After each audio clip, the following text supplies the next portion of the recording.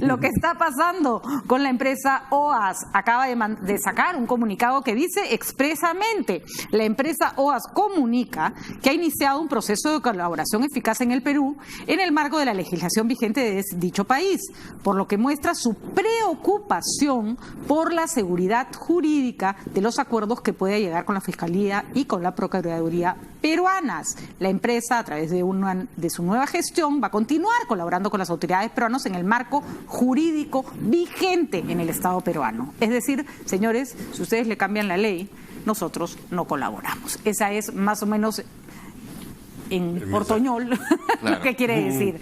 A ver, analicemos un poco. Se dijo que la interpelación del ministro Vicente Ceballos tenía un componente político fuerte y que podía afectar las negociaciones. Carlos, empezamos contigo. Sí, ahí tenemos un problema grave porque por un lado existe un proyecto en el Parlamento de la señora Vilcatoma para derogar la Ley de Colaboración Eficaz Empresarial y por otro lado tenemos esta interpelación. Y yo creo que esto tiene una lectura con un componente jurídico y un componente político. La parte política evidentemente tiene que ver con el deseo de algunas bancadas de frustrar este tipo de investigaciones y la entrega de información por parte de, no solamente de Odebrecht, sino también de OAS seguramente. Pero por otro lado, en la parte jurídica el tema es muy preocupante porque efectivamente es la primera vez en la historia del Perú que se ha dado una colaboración eficaz de una empresa y dejar sin sentido la ley a estas alturas del partido, donde ya se ha empezado a entregar información, documentación, sería gravísimo porque toda esa información, conforme a las reglas de la colaboración eficaz, van a tener que desaparecer del escenario. Es decir, el fiscal, si no se aprueba, si no se homologa este acuerdo, no va a poder utilizar esa información en los juicios y en los procesos. De manera que varios de esos casos podrían pasar a la historia. Para que lo que el doctor Caro esté explicando quede más completo, doctora Moretti, un acuerdo no termina cuando se ponen de acuerdo, valga la redundancia, el que está la empresa y la Fiscalía y la Procuraduría. Tiene que pasar por un juez que diga pues, check. Eso no ha pasado todavía. Entonces, cualquier modificación que se haga sobre la ley en la que se hizo este acuerdo, ¿puede afectar el acuerdo que ya está en camino? Indudablemente. Se anula. Se anula. O sea, todo lo chambeado, cero. Cero. Y sobre todo, lo más importante, y eso recordemos lo que sucedió hace más de un año. Justamente Odebrecht ya había llegado a un preacuerdo con el fiscal y la Procuraduría dijo: no creemos, es muy poco lo que va a recibir el Perú, no son 300, ofrecían 300, queremos 1.300. Odebrecht y Barata dijeron: hasta aquí nomás, no hablamos. Y recién, con esta nueva gestión del fiscal, recién se reiniciaron las conversaciones y se llegó a este preacuerdo que estamos viendo. Ese punto es importante porque conversábamos con los procuradores hace unos días, los que han llevado el caso Odebrecht adelante, el procurador Jorge Ramírez, me parece que es Jorge Ramírez, porque se me es tanta gente involucrada en estos casos que se me confunden los nombres, y él nos explicaba por qué primero había pedido 3.000 millones y luego habían pasado a pedir 600, y me decía: al comienzo no teníamos marco legal, así que nosotros calculábamos, sumamos todo, ¿no? Y hasta que nos dijeron: no, un ratito. O sea, esto está bien intencionado, pero hay que acotar. Y para eso apareció la ley, aprobada por el Congreso, por cierto, ¿no? Y pedir ahora la nulidad de esa ley, que ellos mismos la aprobaron. Eso es lo más grave. Y claro, no deja de ser una iniciativa de la señora Vilcatoma, pero Luciano, podría cobrar fuerza, este Congreso es impredecible, pero podría cobrar fuerza si es que el señor Ceballos aparentemente no sale bien parado de la interpelación. Me da la impresión que sí, porque la interpelación es claro que tiene un trasfondo político, porque el contenido de las preguntas están relacionados básicamente con dos cosas, a mi modo de ver. La primera, con aspectos que tienen que ver con el contenido del acuerdo, que en teoría, se supone desde el punto de vista legal, es confidencial. Entonces, el ministro no podría, aunque lo sepa, que no debería tampoco, no podría hablar sobre el contenido de ese acuerdo. Punto número uno. Entonces, lo que le están pidiendo es una ilegalidad. Y punto número dos es que, además, esas preguntas revelan de que el Congreso, a través de la interpelación, está usando un mecanismo indirecto para ejercer una competencia que no le es atribuible. ¿Por qué? Porque el único que puede hacer un control, como tú bien lo has dicho, es el juez. O sea, entonces ellos no pueden indagar, poner sobre en el tapete o en el banquillo, perdón, los acusados al ministro sobre estos aspectos que evidentemente son manifiestamente ilegales. Entonces, si a eso le sumas, como bien mencionaba Carlos hace un momento, que además la señora Vilcatoma, principal promotora de este tema, además ha presentado un proyecto de ley para derogar, pues es evidente que estamos frente a una actitud que procura torpedear, entorpecer, dinamitar todo el marco legal sobre el cual esta y otras empresas se pueden acoger, porque ya estamos con Odebrecht, estamos con OAS, que acaba de poner este anuncio, pero también podría estar cualquier otra empresa, por ejemplo, las empresas peruanas. El punto está, ¿le creemos o no le creemos al ministro Vicente Ceballos que los procuradores han actuado con total independencia? Esa es la gran pregunta que se hace el Congreso, porque el Congreso asume de plano, de manera equivocada, desde muchos puntos de vista, el mío particularmente y el de muchos más, asumen que más o menos el gobierno le ha dictado al procurador cómo debe hacer el acuerdo para favorecer a las empresas, ¿no? Sin embargo, hay rangos y formas de actuar que no se pueden, el ministro no puede hacer lo que le da la gana con respecto al procurador. De hecho, cuando ha habido ese tipo de fricciones, los procuradores han levantado su voz, doctor Caro. Claro, que hay un marco legal, que es el punto de partida, que es la ley 3737 y su reglamento, que trae una fórmula además financiera, que es lo que han usado los procuradores como punto de partida para fijar el marco de la reparación. O sea, la idea de la reparación no se la han inventado. No se la han hecho inventado sobre la base de un acuerdo, de un marco legal. Y de hecho, el preacuerdo que se efectuó a la prensa y que la Fiscalía no ha desmentido, por tanto entenderíamos que tiene un sentido, dice expresamente que el punto de partida fue la aplicación de la ley y más bien Odebrecht quería pagar menos, aproximadamente 200 millones, pero se allanó lo que dijo la Procuraduría en el sentido de 600. Eso no quita, Patricia, el off the record, ¿no? Porque definitivamente un procurador que está haciendo una negociación en nombre del Estado, en nombre del gobierno, probablemente, sería hasta humanamente comprensible, busque, digamos, cierto refugio con su jefe, en el sentido de que yo dependo en cierto modo del ministro de Justicia, tengo que tener un cierto aval.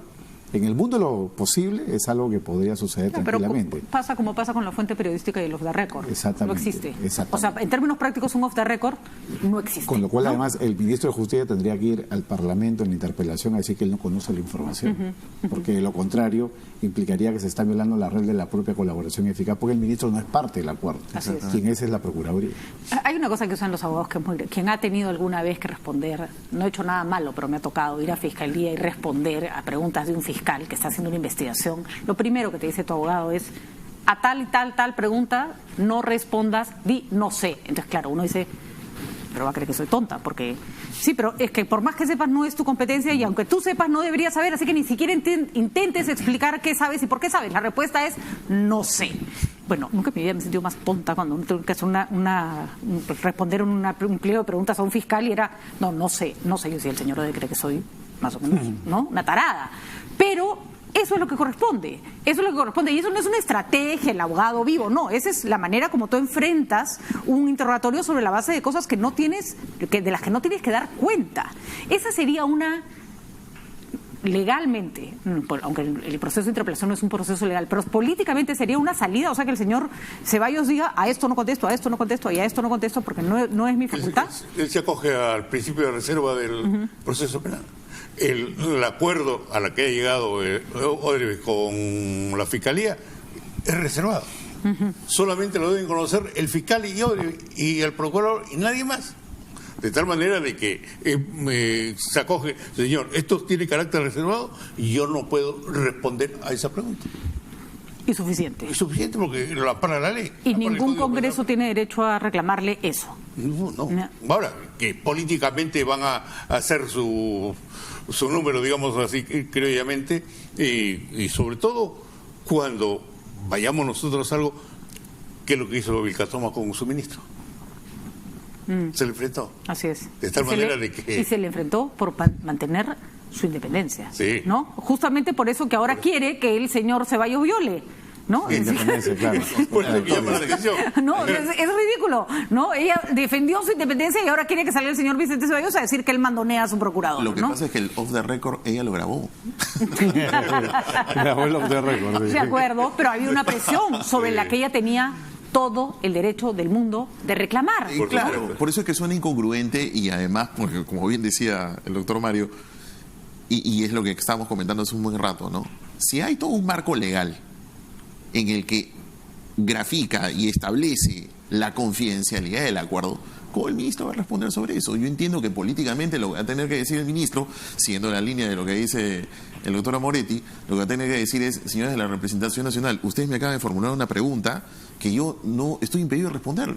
Ni la conozco, ni puedo responderla. Claro, el famoso desconozco mayormente va a ser la frase más pero creo usada que que se lo más práctico interpela. es que diga, ni la conozco, ni puedo responderla, y además, por favor, creo que ante todas las cámaras que están aquí, esto es ilegal. Ustedes me están pidiendo una ilegalidad. Y además tal vez el ministro tiene que hacer énfasis en me están haciendo una ilegalidad y la única explicación posible para esto es que quieren que se caiga la lucha anticorrupción. Porque hay un punto que a mí sí me parece válido. Hay gente muy honesta que quiere saber. Que no, porque se hizo el acuerdo. Mucha gente que lo que quiere saber es si los intereses del Perú están siendo velados. Bueno, esta vez la única respuesta es van a tener que confiar. Van a tener que confiar y se evaluará a posteriori si merecieron o no merecieron la confianza. Pero ahorita no es momento de encapricharse con que yo quiero, porque no vamos a quedar sin soga y sin cabra. Sobre todo, ¿no? Hay un proceso muy claro en la ley, que es que va a tener el fiscal y el procurador que presentar el acuerdo ante el juez, varios jueces, porque en verdad son varios proyectos, pueden intervenir 2, 3 o 4 jueces en diferentes momentos para validar o homologar el acuerdo completamente. Entonces, finalmente, los intereses de los peruanos van a estar representados y tenemos que confiar, como tú bien has dicho, en lo que haga el fiscal, lo que haga el procurador y lo que haga el juez. Evidentemente, un acuerdo tampoco está escrito en piedra, porque el acuerdo tiene sus puntos de salida. Si es que Odebrecht miente, exactamente, si es que se descubren nuevos hechos de corrupción, ese acuerdo va a irse debilitando y puede dar lugar a que se reinicien los procesos, a que se renegocien los montos de la reparación civil. De hecho, por ejemplo, hoy día apareció la noticia que el procurador ha decidido presentar una denuncia por el caso de la Cirsa Norte. Entonces, ese es un tema que no forma parte del acuerdo, donde va a reclamar seguramente una reparación. Y el acuerdo lo prevé, porque ya algunos han dicho, bueno, entonces significa que han mentido. Probablemente. Pero nadie ha dicho de que la Procuraduría y el fiscal y los jueces no puedan intervenir sobre nuevos hechos que se pueden ir descubriendo en el camino. Por ejemplo, le preguntábamos el otro día al procurador Ramírez si había algún proceso de arbitraje, ¿no?, en la CIADI con respecto a alguna obra de Odebrecht, pensando específicamente en el caso del gasoducto, porque recordemos que el Estado peruano, en una defensa de sus intereses, anuló un contrato, pero lo anuló de manera unilateral. Y por más corrupto que sea Odebrecht, las reglas de los contratos se respetan. Son las reglas de los contratos. Sí, porque sobre la base de eso se organizan las sociedades. Y el Odebrecht no ha ido a la CIADI, pero en el momento que le dé la gana va. Y ese puede ser por supuesto, un caso que el Perú puede perder tranquilamente, ¿no? Por eso a veces les pedimos a los gobiernos que tomen medidas que a la larga nos salen, políticamente suenan mucho, pero en términos monetarios nos salen mucho más caras. ¿Se puede pedir vía un acuerdo algo como, ok, yo firmo esto, pero tú no me llevas a ningún tribunal comercial ni a ningún arbitraje? Me da la impresión que no, porque esto no es una transacción, ¿no? Esto es un acuerdo de colaboración que está partiendo de la premisa, y aquí mis distinguidos colegas que además son penalistas, parte de la premisa de que reconocen una responsabilidad sobre la comisión de un delito. Entonces, cada delito genera una reparación. Y claro, hay un marco legal que establece una fórmula matemática para poder aterrizar eso. Este hecho que estás mencionando es un hecho que va en paralelo a la comisión de un delito. Entonces, mi sentido común me dice que no formaría parte de un acuerdo de colaboración. Es la impresión que me da, no sé qué opina aquí mis colegas. O sería como pedirle a alguien que renuncie a sus derechos fundamentales. Hay que tomar en cuenta que en este caso en particular, Odebrecht no ha hecho una delación. Odebrecht no ha dicho que en el caso de gasoducto ha habido un acto de corrupción. No, se sienten víctimas, además, ¿no? Como primer dato. Segundo, el derecho, digamos, a recurrir a un tribunal internacional es renunciable. Entonces, en la mesa de juego sí puede pasar, no están obligados, como dice Luciano, pero sí puede pasar que en la mesa el fiscal diga, tú quieres volver a trabajar en Perú, ¿no? Yo te pido que tú no me demandes ante el Foro Internacional. Pero se puede. Claro, es un tema que puede formar parte, ¿podría formar parte del acuerdo de colaboración o una transacción en paralelo? Porque es una transacción. Una transacción y eso es algo, en paralelo, entiendo. No, pero es algo completamente transigible, porque como estamos hablando de dinero, en el CIADI se pide plata, al momento de la reparación hay reparaciones de diferente tipo. Obligaciones de dar, obligaciones de hacer, obligaciones de no hacer, que en este caso implicaría no recurrir a un tribunal internacional. Ahora, doctor Amoretti, ¿se nos ocurren todas esas ideas? comillas, que parecemos unos genios del derecho, pero lo cierto es que no sabemos si se pusieron sobre la mesa y no prosperaron, que también puede ser el caso, ¿no? No, claro, pero sobre todo que no se está llegando a un acuerdo con una persona, sino con una persona jurídica. Es algo inédito. Claro. De tal manera de que en ese sentido sí se puede llegar a ese tipo de acuerdo. Y ya para ir comprendiendo que hemos avanzado mucho y que ahorita hay que estar alertas, porque creo que todavía no estamos en una situación de cuerda floja, pero si dejamos que la cosa continúe mellándose políticamente, algo que se ha conseguido por la vía jurídica, puede terminar afectando seriamente este tema. Cuando el acuerdo se hace con una empresa, una personalidad jurídica, digamos en este caso, un ex directivo de la empresa, por ejemplo, el señor Barata, ¿puede decidir en el proceso no declarar? Desde el momento en el que la empresa se ha comprometido a que sus funcionarios, en este caso Barata y Odebrecht, van a dar la información, van a dar a conocer los documentos y las pruebas y el nombre de las personas que estén involucradas, indudablemente que si él dice yo no hablo, ese acuerdo ya no tiene razón. Claro, sería un incumplimiento. Y entonces, y como mencionaba Carlos hace un buen rato, lo que significa entonces de que la Fiscalía tendría el derecho a pedir la revocación del acuerdo. Entonces, hay como esos instrumentos de balance y de salida en donde si la Fiscalía encuentra situaciones de esta naturaleza, pues como bien dice la doctora Maretti, es un acuerdo con persona jurídica y eso comprende a los funcionarios. Si uno de ellos agarra y dice no, es un incumplimiento del acuerdo. De acuerdo, pero alguien podría decir que justamente si revocamos el acuerdo porque el señor Barata no habla o por lo que fuere, en realidad bestial, revocamos el acuerdo pero nos quedamos sin nada. O sea, revocar el acuerdo no es una salida honrosa ni es una salida triunfante, no es un fracaso. Es una respuesta legal a tu pregunta, en realidad. Es una respuesta legal a tu pregunta, pero no es una respuesta utilitaria, por decirlo de alguna manera. Porque la Fiscalía tiene que buscar, si Barata no quiere, tendrá que convencerlo de, no, estamos especulando, no sabemos cuáles son las razones por las que el señor Barata todavía no habla. Por eso es que no debemos tener este clima enrarecido, pues. Exactamente. ¿No? Y es más, esto que está pasando del pronunciamiento de OAS hoy, en la víspera de la interpelación del ministro, pues entonces pone más nubes negras en este asunto de decir, oigan, señores del Congreso, están en evidencia, ¿no? O sea, ustedes es evidente que quieren torpedear todo este marco para que nadie declare. ¿Cuál es el interés de todos ustedes? Es clarísimo, ¿no? Ahora, pregunta ya para el bufete. ¿Se puede hacer esto que están haciendo los congresistas? Es decir, en el ámbito político tenemos esta suerte de asociación lógica en gente que tiene intereses porque pertenece a grupos políticos, para que el acuerdo se caiga. Y están usando su poder congresal para mellar o petardear esto que el Estado está llevando adelante. Pero ya no solo estamos hablando de personas que tienen intereses, estamos hablando de personas que presuntamente están involucradas en el caso. Entonces, una cosa es que yo, que soy un sinvergüenza, ¿no es cierto?, quiero sacar adelante algo, una ley en el Congreso que favorece a mis amigos, y otra cosa es que yo uso eso para librarme de la justicia, para favorecerme a mí mismo. Eso ya no es una función, eso ya pasa de la sinvergüencería. ¿Eso es condenable en términos penales? Claro, porque acá podríamos estar ante un caso de injerencia, ante una cuestión que ya en este momento es netamente judicial. Incluso el ministro podría eventualmente plantear una cuestión previa y decir, acá no puede haber interpelación hasta que el juez no decida, porque si el juez mañana apruebe el acuerdo, entonces no hay interpelación que caiga. Si mañana el juez desaprueba el acuerdo, podemos hablar de una interpelación. Y el asunto es de que con este tipo de actos políticos lo que se está buscando es, en cierto modo, debilitar las posibilidades de que el juez lo valide. Pero puede pasar, Patricia, sencillamente lo contrario. Puede pasar de que, en el peor de los casos, el ministro sea, digamos, vacado de su cargo, que el ministro sea censurado y que al día siguiente el juez apruebe el acuerdo, con independencia de poderes. Y decir, bueno, Congreso, tú pensarás eso, pero yo creo que el acuerdo es correcto, necesitamos que el acuerdo camine y lo apruebo y lo valido. Con lo cual les queda colgando el tema del ministro exactamente, y el papelón político. Con lo cual el tema en verdad se reduce a una cuestión de injerencia política en cuestiones judiciales. De acuerdo, que es un tema censurable. Inconstitucional. Inconstitucional. O sea, no están simplemente haciendo de la suya, pueden estar cometiendo una falta grave. Una injerencia que levantada su impunidad en el momento pueden ser creyados por eso.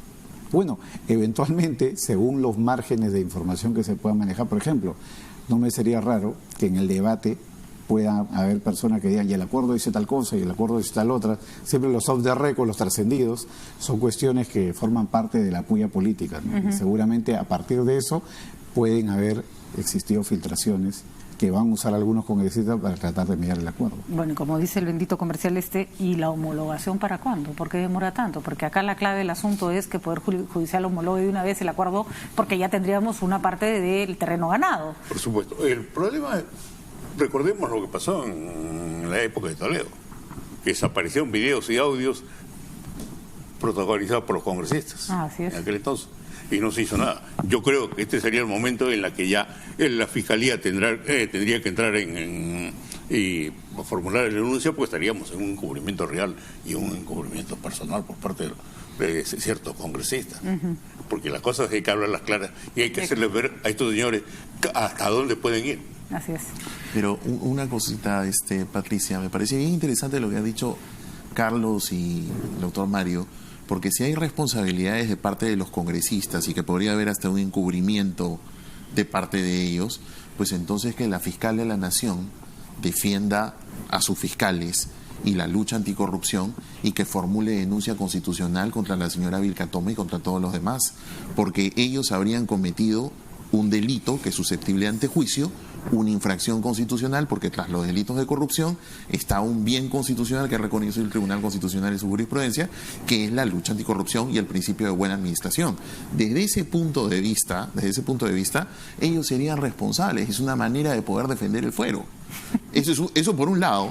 Quiere guerra. ¿Ah? Eso por un lado. Es que alguien tiene que defenderlo. Con cuchillo entre los dientes. Es que alguien tiene que defenderlo. Es legalmente una salida. Sí.